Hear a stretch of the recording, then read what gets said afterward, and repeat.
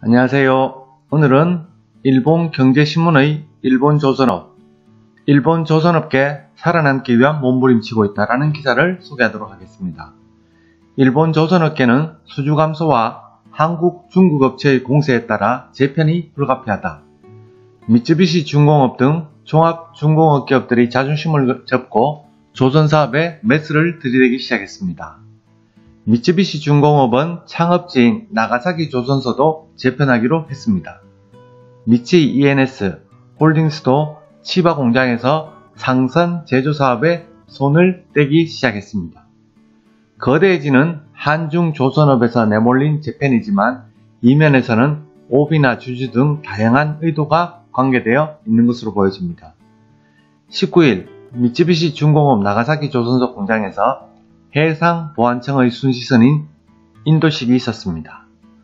나가사키 조선소는 호위함 등 방위 관련을 담당하는 조선소로 함정사업부장 등이 참석했지만 축제 분위기는 아닌 듯 했습니다. 나가사키 조선소는 메이지 정부에서 넘겨받은 미쯔비시 그룹의 창업이 이루어진 곳입니다. 나가사키 항구를 끼고 남쪽에 있는 미쯔비시 상징과도 같았던 고야키 공장은 가까운 거리에 있는 일본 조선 3위의 오시마 조선소에 매각되었습니다. 미쯔비시 중공업의 이즈미시와 세이치 사장은 6일 기자회견에서 고야키 공장의 매각에 대해서 오시마 조선은 그동안 관계가 있었으므로 지리적 위치도 가깝고 아주 친밀하다고 합니다.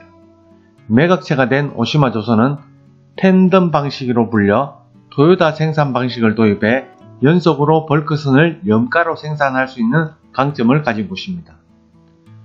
토요타 자동차 출신의 하리가 H씨가 사장이라고 합니다. 기술자를 미쯔비시 중공업 출신을 고용한 인연도 있어 미쯔비시 중공업을 구한 형태가 되었습니다. 실제로 오시마 조선의 사장이 대부분 나가사키 조선소의 소장을 역임했습니다. 라이벌인 오시마 매각은 역사적인 결단이었습니다. 고야키 공장의 전성기를 아는 미쯔비시 중공업맨들 입장에서 보면 가슴 아픈 일이 아닐 수 없습니다. 숫자 0이 하나 빠진 게 아닌가, 수십억 엔이라는 매각 금액에 모두가 가슴 아파하고 있습니다. 이전에도 사내에서 조선사업 재편이 불가피하다는 인식이 있었지만 진행이 안 된 것은 대기업 특유의 의사결정의 어려움이 있었기 때문입니다. 사실 고야키 공장 매각은 한 차례 검토되기도 했으나 사내 저항으로 무산되었습니다. 미쯔비시 중공업 측에 의한 재협상이 다시 시작되어 합의 직전에 사내에서는 괴문소가 달았고 현장에서는 강한 저항이 있었으며 오비들의 설득도 많았다고 합니다.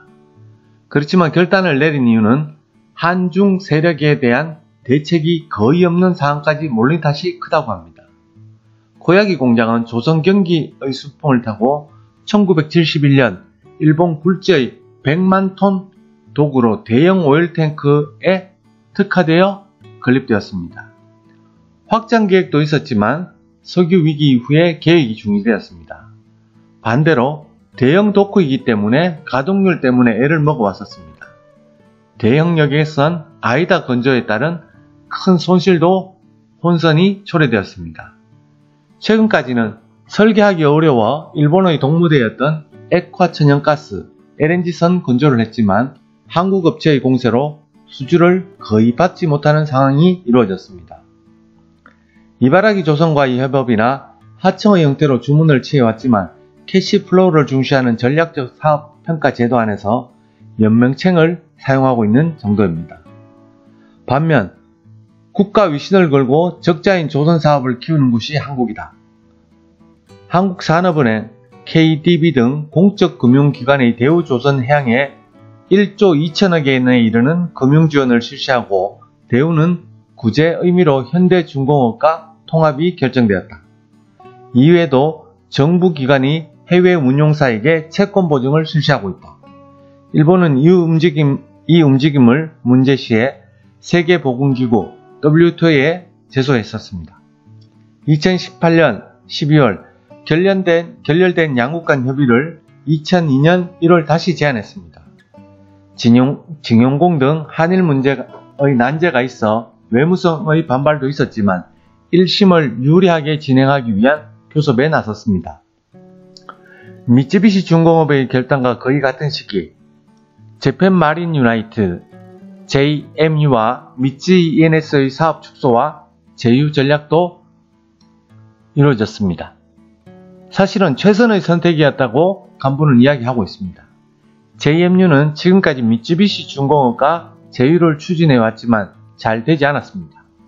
JMU에 있어서 자사 독자적인 판단의 가세에 주주인 JFE 홀딩스와 IHI의 영향을 강하게 받았습니다.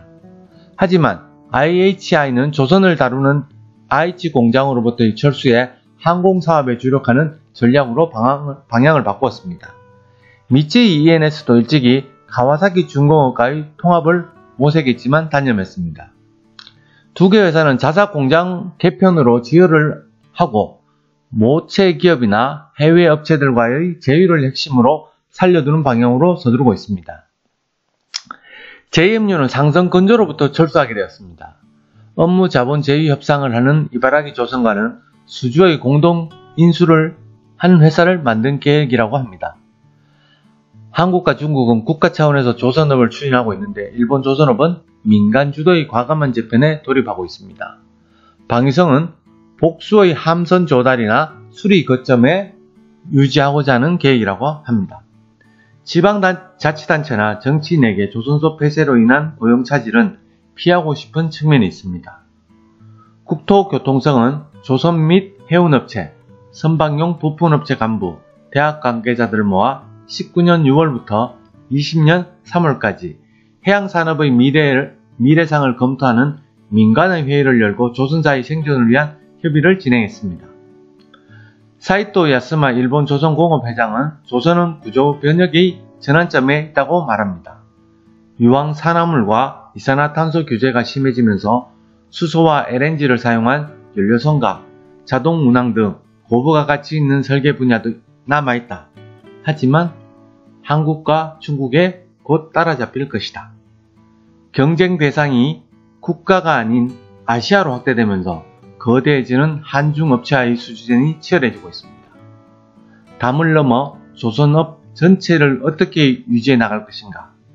남겨진 선택사항은 그렇게 많지 않습니다. 오늘 준비한 내용은 여기까지입니다. 끝까지 시청해 주셔서 감사합니다.